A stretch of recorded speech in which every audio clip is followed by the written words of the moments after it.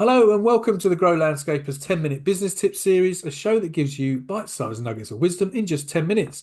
I'm Nick Ruddle, and today we have a great returning guest to the podcast from the first series that many of you will know and may even use many of their wonderful products. It's the one and only Steve Walley from London Stone. How you doing, Steve? Hey, Nick, you all right? Yeah, very good. Lovely to have you back, a legend of the Thank you for having industry. me. It's a pleasure, as always. Always good to catch up with you and hear your pearls of wisdom. So, as you know, we've got 10 minutes. So I'm going to stick the timer in a minute, and then ask for you for your first tip. So I know you prepared for this. So let's crack on now. So, Okay. Steve, first tip. Right. So the first one I think is play to your strengths.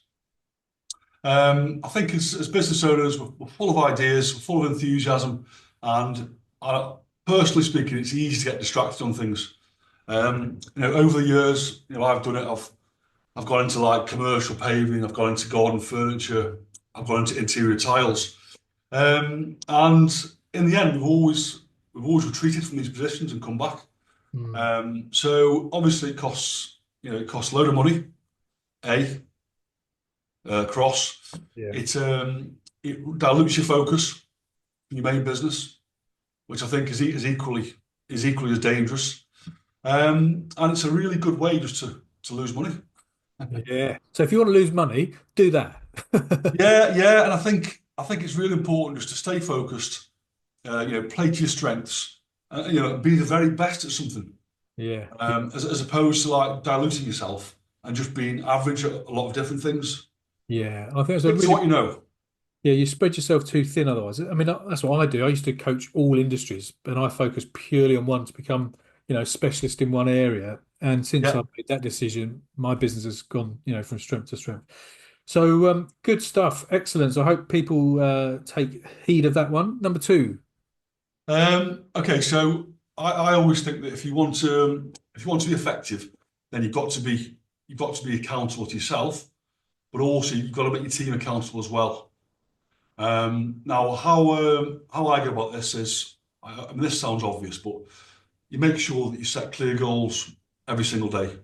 So you're not just turning up at work and just opening your emails.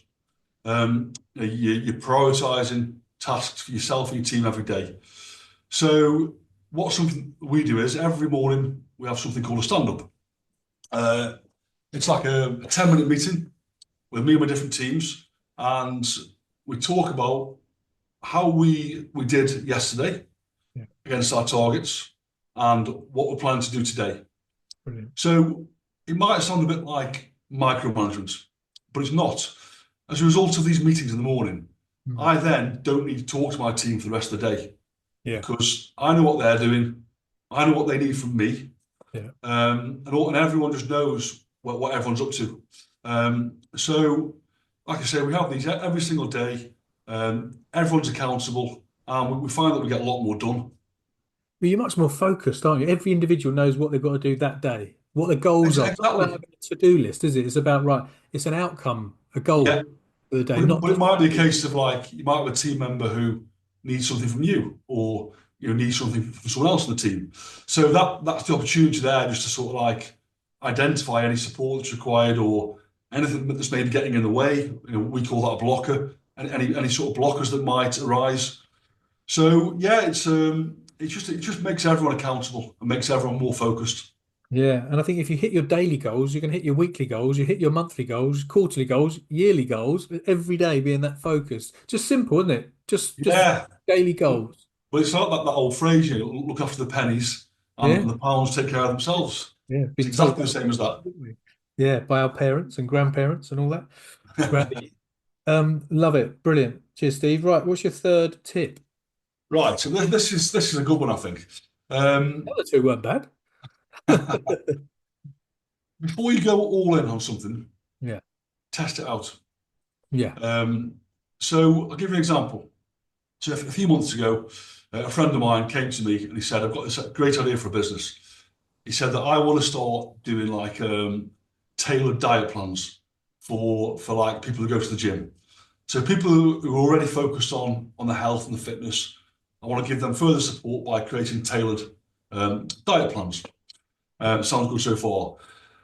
I said, right, so what's your plan? And he said, right, we're gonna build a website.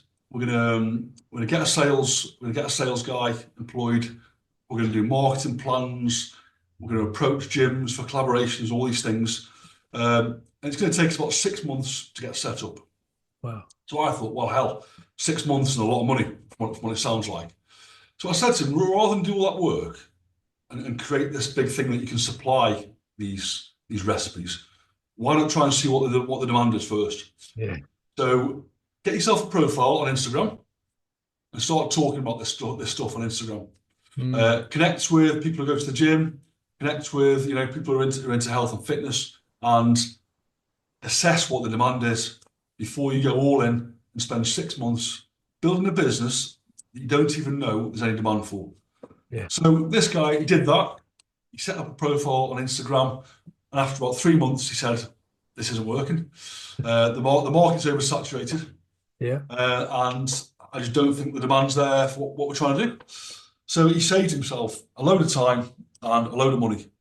So I think the advice is, before you go all in on something and spend time and money, test it out, create the demand before you build the supply. Yeah, yeah. I think you've saved him a lot of money and a lot of pain there, haven't you? Really, and Yeah, I think it's simple. I mean, you could have probably told him that that's not going to work, but I think in a polite way, say, let's see if there's a demand, knowing that there's a lot out there, isn't there? That's a really competitive market, and yeah, well done. yeah. He owes you a lot. He owes you a lot for saving a lot of time and wasted money and a lot of Well, waste. again, at the time, like he didn't want to hear that. No, you He didn't wanted me to say like, go totally. for it and go do this and that. But Yeah. I think he's yeah. I hope he's grateful. Yeah, well, look, it's better to waste 3 months and no money than 6 months and lots of money, and you're back Yeah, to square one. So yeah. there we go. Wise words. Good stuff. Right. Couple of questions for you. First one is, what do you think needs to happen to attract more people to the landscape industry? Um, this is the age-old question, isn't it? Mm. I think if you go to Futurescape, they have the debate at the end of day one, and this question always comes up. Um, I don't think there's one compelling answer really makes this. And I think if you ask someone in plumbing or carpentry or building or any kind of sort of trade, I think they'd probably all say the same that there's no young people coming into it, or Mm. there's very few young people coming into it. Um, do you know what I think on this?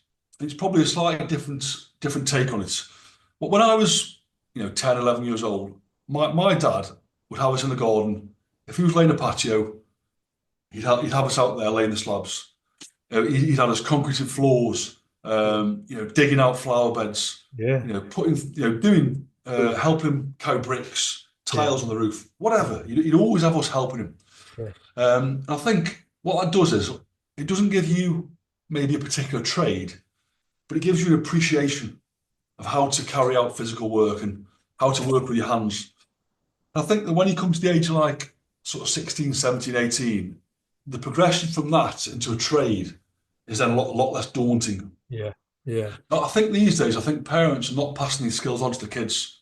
Yeah. So when they get to working age, anything that involves working with your hands, landscaping, bricklaying, building, whatever, I think it just seems like so far away because they've not been equipped with these basic skills. Yeah. So it's a bit of a cliche, like, but I blame the parents. Yeah, yeah. We all start sounding like our parents, don't we? Like, oh, in my day and all that. Yeah, It's well, so yeah. true. It's so true. So we got your dad to thank for London Stone and all the success that that's had. Because if it wasn't for your dad, maybe you would have had a different career path. Well, literally, like he didn't give us pocket money. He gave us wages. Yeah. So we had to work for the money that he gave us. Yeah, my family is exactly the same as your dad. It's you got to work hard. You don't get anything for nothing. Yeah, Grafting. You get the kind of philosophy. You get the work ethic that it is yeah, tough. Life's tough. You got to be tough with it and all that kind of stuff. I yeah, actually think the trades are going to be more desirable for people because you've got AI, and AI is going to take over many, many jobs and careers, but you still can't replace a plumber or a landscaper or an electrician or all those kind of trades, and those salaries are going to go up, and there's going to be less and less of them. So maybe that would be, yeah. you know, Well, quite. I think as well, like, I mean, I think especially with landscaping, it's a really sort of cool thing to be involved in. Yeah. You Lovely. create these amazing gardens, and some of these landscapers have got thousands of followers on TikTok, on Instagram. You go to like Chelsea. I mean, I walked around Chelsea once with Mark Gregory, and Yeah. it was like walking around with a rock star. Yeah. Couldn't walk 10 yards without being stopped and Yeah. approached by people. And I think like the people who do well in the industry, they're like minor celebrities in some ways. Yeah. So it's not about just like digging holes and working the rain. It's a really cool thing to be involved in. Yeah. And it's not, it's there's much more to it than actually building the gardens, the whole, being part of the industry. Yeah. So I think actually it's really focusing on those bits as well. Yeah. It's not just about physical work. It's about being creative and about collaborating with other people and Yeah. all that sort of thing. So diverse. There's so many different careers in the industry. It's Yeah. funny when he goes round Chelsea with the king. Little does the king know that actually he's talking to the king of the landscape industry. That's a shout out to you then, Mark Gregory. He'll like that one. He's been a guest on here a couple of times. Right, so last question is, what do you do personally then to improve your skills and your knowledge as a successful business person? Uh, I do loads, Nick, absolutely loads and loads. I think for me the one thing I suppose the value that underpins it all is you've got to be inquisitive. You've got to question everything. Mm. That there's information is just everywhere. Every single person in the world knows something that you don't. Yeah. So I will just talk to people. I'll talk to people all the time, because everyone's got some information Mm. to sort of pass on to you. And one thing about me is I've got some I find it really hard to concentrate on things. Like I can zone out of conversations. I can just drift away. Yeah. So I've always had to focus really hard on listening. Yeah. So when I'm talking to people, I'm really making an effort to listen to every word they say. And I think as a result of that, I think I pick up a lot of information. Mm. So I can have a conversation with somebody, or a Teams meeting, or a meeting face to face, and I can take things away from that conversation because I've listened to it really closely. Mm. And I think a lot of people they're sort of waiting for their turn to speak, as opposed to actually really listening to what someone's saying. So that's something that I do. Um, I think as well, like, there's so much out there now, isn't there? Yeah. Go into like back in the day, like go back 20 years, you had to buy like a textbook from the Waterstones. Yeah. We'll go to the But now light. you can go on the internet. All Yeah. this content is free. Yeah. YouTube, There's audio. YouTube, Yeah. TikTok, Instagram, Facebook. Podcast. Yeah. There's actually too much content now. You've Yeah. got to be selective about what you actually engage with. Yeah. So I just think you've got to be inquisitive. You've got to listen to people. Listen, pay attention, and just take advantage of all the information that's out there. It's everywhere. There's never been a better time, is there? It's all at the end of our finger, No, especially with ChatGPT now and all those kind of things. yeah, So, yeah. so listen to people and be open-minded and open to learning, I think is the kind of summary of that. Brilliant. So, Steve, look, talking of TikTok, you're the TikTok king now, aren't you? Yes. I You've wouldn't go crushed that far, Nick. I think well, I I say don't. I no, don't like. I really don't enjoy talking, on a video. no, who That does? was a weakness that I feel I've got. So that's why I started doing it, because I wanted to get over that sort of fear and get over that weakness. Yeah. So yeah, it's been fun, and I've got a load more videos I'd like to sort of get on soon. So yeah, it's been an enjoyable experience so far. Yeah, I love them, and I've commented, as you know, and I follow you, and Yeah, I no, yeah. like them and all that. So a little plug for your TikTok channel, Thank you Steve very much. Walley, TikTok. Sign up. You might get another 1,000 followers off the back of this. You never know. You never know. Fingers Anyway, crossed. Steve, you never know. Anyway, look, brilliant to have you on again. Always a pleasure. Love catching up with you, having a good chat, and hopefully at an event soon, maybe Pro Landscaper or a Bali. We're going to have a few beers. And Yeah. but we'll watch Stuart Williams because he's deadly with that those shots. Yeah, watch out for him. Yeah, he's a dodgy one. Anyway, look, thanks for your time. Really appreciate it. Yeah. I'll catch up with you again soon. Thanks very much, Nick. Appreciate it. Steve, take care. Bye bye. Cheers. Bye.